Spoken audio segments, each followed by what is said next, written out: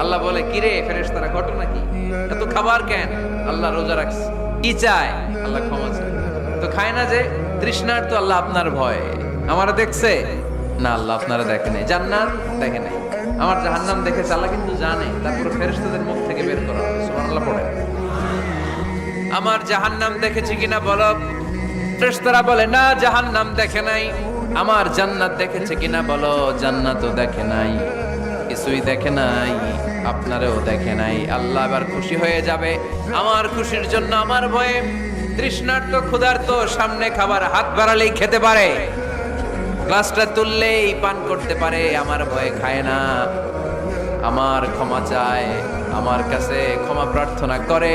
এখন আমার বান্দা যা দোয়া করবে, বান্দার সব দোয়া আমি কবুল করে নেব। আল্লাহর ভালোবাসা সফট কর্নার খুব গ্রো করে, যোগ্য যে খুব মারতে হবে।